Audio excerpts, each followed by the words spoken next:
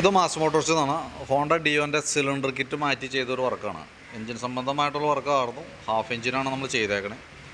അപ്പോൾ അതിനകത്ത് നമ്മൾ ചെയ്തിരിക്കുന്ന വർക്ക് എന്ന് പറഞ്ഞാൽ അതിൻ്റെ ഉള്ളിൽ തന്നെ സിലിണ്ടർ കിറ്റ് എന്ന് പറയുമ്പോൾ സിലിണ്ടർ, പിസ്റ്റൺ, റിങ്സൊക്കെ അടക്കം വരുന്നൊരു കിറ്റ്. അതേപോലെ തന്നെ ഹെഡിനകത്ത് തന്നെ വാൽവ് കാര്യങ്ങളൊക്കെ മാറ്റി റീസെറ്റ് ചെയ്തതാണ്. അതേപോലെ കാർബറേറ്റർ അഴിച്ച് ഫുള്ള് ക്ലീൻ ചെയ്തിട്ടുണ്ട്. ക്ലച്ചിലേക്ക് വരുമ്പോൾ വേരിയേറ്റർ ബോഡി കാര്യങ്ങൾ മാറ്റിയിട്ടുണ്ട്. വേരിയേറ്റർ ബോഡി, ബോസ്റ്റർ കാര്യങ്ങളൊക്കെ. പിന്നെ ബാക്ക് സൈഡിൽ ഗിയർ ബോക്സിൻ്റെ ഭാഗത്ത് ഓയിൽ ലീക്ക് ഉള്ളത് കൊണ്ട് നമുക്ക് അത് അഴിച്ചിട്ട് അതിൻ്റെ ഗ്യാസ്കറ്റ്, ഓയിൽസിലൊക്കെ മാറ്റി റീസെറ്റ് ചെയ്തിട്ടുണ്ട്. ഇത്രയും വർക്കാണ് മെയിനായിട്ട് നമുക്ക് വണ്ടിക്ക് ചെയ്തേക്കണം കേട്ടോ. അതിൻ്റെ മാറ്റിയ പാർട്സുകൾ ജസ്റ്റ് ഇത് ഞാൻ കാണിച്ചു തരാം. നിലവിൽ സിലിണ്ടർ കിറ്റ് എന്ന് പറഞ്ഞാൽ സിലിണ്ടറാണ് ഈ യൂണിറ്റ്. സിലിണ്ടർ, പിസ്റ്റൺ അടക്കം വരുന്ന ആ കിറ്റ് മാറ്റിയിട്ടുണ്ട്. ക്ലച്ചിലേക്ക് വരുമ്പോഴത്തേക്കും ക്ലച്ചിൽ വേരിയേറ്റർ ബോഡി, ബോസ് ഡ്രൈവ് കാര്യങ്ങളാണ് ഈ കാണുന്നത്. ഹെഡിനകത്ത് വാൽവ് കാര്യങ്ങളൊക്കെ മാറ്റിയിട്ടുണ്ട്. വാൽവ് ഗൈഡ്, അതേപോലെ ക്യാം ഷാഫ്റ്റിൻ്റെ സൈഡിൽ വന്ന ബെയറിങ്, ഹെഡിൻ്റെ ഗ്യാസ്കറ്റൊക്കെ മാറ്റി നമ്മൾ സെറ്റാക്കിയിട്ടുണ്ട്. അപ്പോൾ നിലവിൽ നമുക്ക് ഈ ഒരു വർക്ക് മാത്രമാണ് പറഞ്ഞേക്കണത്. അപ്പോൾ നമ്മളതിൻ്റെ വർക്ക് കംപ്ലീറ്റ് ചെയ്തിട്ടുണ്ട്. പിന്നെ നമ്മൾ വർക്ക് കംപ്ലീറ്റ് ചെയ്തതിന് ശേഷം വണ്ടിക്ക് ജസ്റ്റ് ഒരു സ്റ്റാർട്ടിങ് കംപ്ലൈൻറ്റ് പോലെ കാണിച്ചിരുന്നു. അപ്പോൾ നമ്മൾ നോക്കുമ്പോൾ അതിൻ്റെ ഈ വന്ന ഒരു HT കോയിൽ, അത് നമ്മൾ പറഞ്ഞ എസ്റ്റിമേറ്റിന് പുറമെ ചെയ്തേക്കണതാണ്. ഈ ഒരു HT കോയിൽ കംപ്ലൈൻറ്റ് ഉള്ളത് കൊണ്ട്, അതായത് ഇടയ്ക്ക് ലൂസ് കോൺടാക്റ്റ് പോലെ കാണിക്കുന്നുണ്ടായിരുന്നു. അപ്പോൾ അങ്ങനെ വന്നു കഴിഞ്ഞപ്പോൾ ആ കോയിൽ അസംബ്ലി കൂടി നമ്മൾ മാറ്റിയിട്ടുണ്ട്. ഏകദേശം ഒരു 300 താഴെ നമുക്ക് അതിന് കോസ്റ്റ് വരാം. കാരണം അത് കൈയോടെ നമ്മൾ മാറ്റിയില്ലെങ്കിൽ പിന്നീട് അങ്ങോട്ടേക്ക് പോകുന്നതോറും മഴയുടെ പ്രസൻസ് കൂടണമായിട്ട് വെള്ളം നനയോ കാര്യങ്ങളൊക്കെ വന്നു കഴിഞ്ഞാൽ ലീക്കേജ് കാണിക്കുകയും വണ്ടി സ്റ്റാർട്ടിങ് കംപ്ലൈൻറ്റ് കാണിക്കാനും സാധ്യത ഉണ്ടായിരുന്നു. അപ്പോൾ അതുകൊണ്ടാണ് നമ്മളത് മാറ്റിയിട്ടാണ് കേട്ടോ. ഇതാണ് നമുക്ക് അതിൻ്റെ പഴയ കോയിൽ അസംബ്ലി. ഈ സൈഡൊക്കെ എർത്തിങ് ഉണ്ട്, അതുകൊണ്ടാണ് ആ പ്രശ്നം അത് മാറ്റിയിട്ടാണ്. നിലവിൽ സ്റ്റാർട്ടിങ് സംബന്ധമായിട്ടുള്ള വേറെ കംപ്ലയിൻസുകൾ നമുക്ക് കിട്ടിയിട്ടില്ല. പക്ഷേ ഇലക്ട്രിക്കൽ സംബന്ധമായ കംപ്ലയിൻ്റ് ആയതുകൊണ്ട് തന്നെ നമ്മളതിൻ്റെ CDI യൂണിറ്റൊക്കെ ചെക്ക് ചെയ്തായിരുന്നു. CDI യൂണിറ്റൊക്കെ കമ്പനി കിറ്റ് തന്നെ ഇരിക്കണേ. നിലവിൽ ഇപ്പോഴത്തെ കണ്ടീഷനിൽ വേറെ പ്രോബ്ലം ഒന്നുമില്ല. സ്റ്റാർട്ടിങ്ങിൻ്റെ കംപ്ലയിൻറ്റ് വരാൻ പല കാരണങ്ങളുണ്ട്. ഇതിനകത്ത് നമുക്ക് നോക്കുമ്പോൾ പ്ലഗിലേക്ക് പവർ സപ്ലൈ ഇല്ലാതെയാണ് കംപ്ലയിൻറ്റ് കാണിച്ചത്. അപ്പോൾ അത് HT കോയിൽ എന്ന് പറയുന്ന ഈ ഒരു യൂണിറ്റ് മാറ്റിയപ്പോൾ അത് റെഡി ആയിട്ടുണ്ട്. പിന്നെ കംപ്ലയിൻറ്റ് കാണിച്ചിട്ടില്ല. അപ്പോൾ അതിൻ്റെ തന്നെയാണ് എന്ന് വേണം നമുക്ക് അനുമാനിക്കാനായിട്ട്. വേറെ പ്രോബ്ലംസ് ഒന്നും പ്രത്യേകിച്ച് കാണിച്ചിട്ടില്ല. ഞാൻ ഇതും കൂടി ഒന്ന് അഴിച്ച് ചെക്ക് ചെയ്തെന്നുള്ളൂ. പിന്നെ നമുക്ക് ഇതിനകത്ത് വാറണ്ടി 1 വർഷം അല്ലെങ്കിൽ 12,000 കിലോമീറ്ററാണ് അതിന് വാറണ്ടി വരാം. അത് കൃത്യമായിട്ട് നമ്മൾ ആഫ്റ്റർ സർവീസുകൾ കറക്റ്റായിട്ട് ചെയ്താൽ മാത്രമാണ് നമുക്ക് വാറണ്ടിക്ക് ഒരു ക്ലെയിം വന്നാൽ നമുക്കത് ചെയ്യാനായിട്ട് പറ്റുള്ളൂ. അതായത് ഓരോ 4 മാസം കൂടുമ്പോഴാണ് സർവീസ് വരാം. അത് 1 വർഷം കാലാവധി ഉള്ളതുകൊണ്ട് തന്നെ ആദ്യത്തെ ഇപ്പോൾ നമ്മളിപ്പോൾ കഴിഞ്ഞ് പോകുമ്പോൾ ഇനിയിപ്പോൾ ഡിസംബറിൽ വരും, 4 മാസം കഴിയുമ്പോഴത്തേക്ക് ഡിസംബറായി, പിന്നെ അടുത്ത ഏപ്രിൽ വരും, പിന്നെ അടുത്ത ജൂലൈയിൽ വരും. അങ്ങനെ 3 സർവീസ് നിർബന്ധമായിട്ട് നമ്മൾ ചെയ്യേണ്ടത് അത്യാവശ്യമാണ്. അത് ഓൾറെഡി ഞാനിപ്പോൾ നമ്മുടെ ഡേറ്റും പ്രകാരം കൃത്യമായിട്ട് പ്രീ ബുക്കിംഗ് ആയിട്ട് ഇവിടെ ചെയ്ത് വെച്ചിട്ടുണ്ട്, അഡ്വാൻസ് ബുക്ക് ചെയ്തിട്ടുണ്ട്. അപ്പോൾ കറക്റ്റായിട്ട് സമയത്തിന് വന്ന് ചെയ്യാനായിട്ട് ശ്രദ്ധിക്കുക. പിന്നെ എൻജിൻ ഓയിൽ, വണ്ടി എത്രത്തോളം ഓടും എന്നുള്ള കേസ് ഞങ്ങൾക്ക് അറിയാനായിട്ട് പറ്റില്ല. അപ്പോൾ സ്വാഭാവികമായിട്ട് അത് നമ്മൾ കൃത്യമായിട്ട് അതിൻ്റെ കിലോമീറ്റർ നോക്കണം. ഇപ്പോൾ നമ്മൾ ഓടിയേക്കണ കിലോമീറ്റർ ഇതാണ്, 53,819 കിലോമീറ്റർ പിന്നെ അത് കാണുന്നുണ്ട്.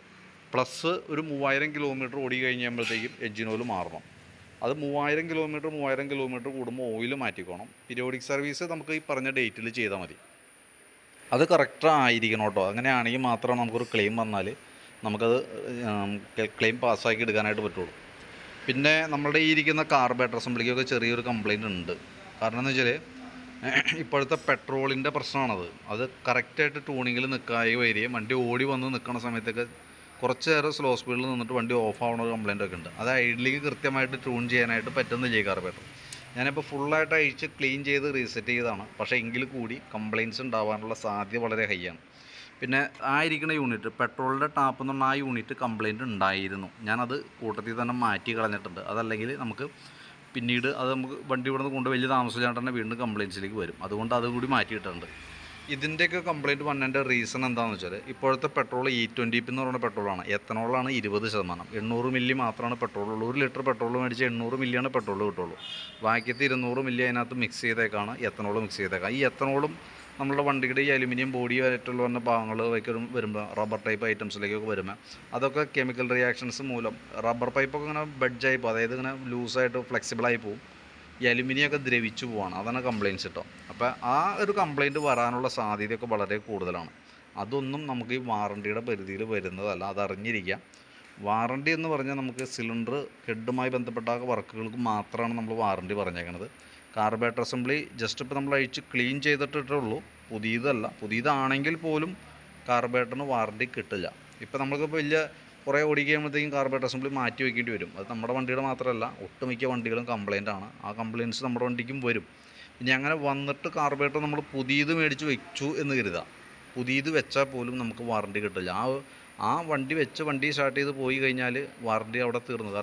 കാരണം ഇപ്പോഴത്തെ പെട്രോളിൻ്റെ കംപ്ലയിൻറ്റ് കൊണ്ട് പുതിയ കാർബറേറ്റർ വെച്ചിട്ടും കാര്യമില്ലാത്തൊരവസ്ഥയാണ്. അപ്പോൾ അത്രയ്ക്കും രൂക്ഷമാണ് ഈ പെട്രോളുമായി ബന്ധപ്പെട്ട കംപ്ലയിൻറ്റ്. ഞങ്ങളുടെ മെക്കാനിക്കൽ സംബന്ധമായിട്ടുള്ള വർക്കുകൾക്കാണ് ഞാൻ ഈ പറഞ്ഞ വാറണ്ടി. അത് കൃത്യമായിട്ട് മനസ്സിലായിട്ടുണ്ടാവുമെന്ന് ഞാൻ വിചാരിക്കുന്നു. ഇനി എന്തെങ്കിലും നമ്മൾ പറഞ്ഞതിൽ എന്തെങ്കിലും കൺഫ്യൂഷനോ കാര്യങ്ങളുണ്ടെങ്കിൽ കൃത്യമായിട്ട് ചോദിച്ച് മനസ്സിലാക്കി പോവാം. പിന്നെ ഓൾറെഡി നമുക്ക് നമ്മുടെ ഇവിടെ വർക്കുകളെല്ലാം തന്നെ എടുക്കുന്നത് ബുക്കിംഗ് അനുസരിച്ചിട്ടാണ് വണ്ടികൾ എടുക്കുക. അപ്പോൾ അതുകൊണ്ട് തന്നെ നമ്മളുടെ അടുത്ത ഡേറ്റുകൾ ഞാൻ ഓൾറെഡി പ്രീ ബുക്കിംഗ് അഡ്വാൻസായിട്ട് ബുക്ക് ചെയ്ത് വെച്ചിട്ടുണ്ട്. ആ സമയങ്ങളിൽ ഒരാഴ്ച മുമ്പ് തന്നെ നമ്മൾ വിളിച്ച് കോൺടാക്റ്റ് ചെയ്യും. ഇനി ബൈ ചാൻസ് നമ്മൾ കോൺടാക്റ്റ് ചെയ്യാൻ വിട്ടുപോയത് കരുതാം, അത് നിങ്ങൾ ഓർമ്മയിൽ വയ്ക്കുക, വന്ന് ചെയ്യാനായിട്ട് ശ്രദ്ധിക്കുക. ഇനി വിളിച്ചില്ല എന്നുള്ളത് വർക്ക് ചെയ്യാതിരിക്കാനായിട്ടുള്ളൊരു കാരണമായിട്ട് നമുക്ക് കണക്ക് കൂട്ടാൻ പറ്റില്ല. അപ്പോൾ അതും കൂടി ഓർത്തിരിക്കുക. ബാക്കപ്പ് നമ്മൾ എന്തെങ്കിലും ബാക്ക് സപ്പോർട്ട് ഉണ്ടാവും.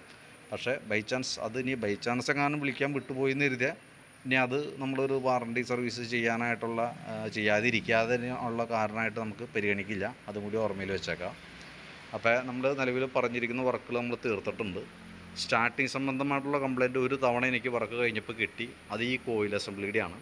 അത് ഞാനിപ്പോൾ കിട്ടിയ പ്രോബ്ലം സോൾവ് ചെയ്തിട്ടുണ്ട്. പക്ഷേ ഇലക്ട്രിക്കൽ സംബന്ധമായിട്ടുള്ള കംപ്ലയിൻറ്റ്സ് പല കാരണം കൊണ്ടും വരാം. ഇരിക്കുന്ന CD യൂണിറ്റിൻ്റെ കംപ്ലയിൻറ്റ് കൊണ്ടൊക്കെ വണ്ടി സ്റ്റാർട്ടിങ് കംപ്ലയിൻറ്റ് വരാം.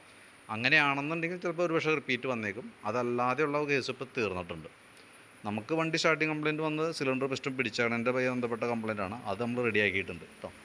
പിന്നെ ശ്രദ്ധിക്കേണ്ട കേസ്, വണ്ടി നല്ല രീതിയിൽ ഓടി ചൂടാവണ സമയത്ത്, വണ്ടി സ്റ്റാർട്ട് ചെയ്യുമ്പോഴൊന്നും പ്രശ്നം കാണിക്കില്ല, നല്ല രീതിയിൽ ഓടി ചൂടായി കഴിയുമ്പോൾ സൈലൻസറിൽ നിന്ന് വെള്ള കളറിൽ പുക പുറത്തേക്ക് വരും.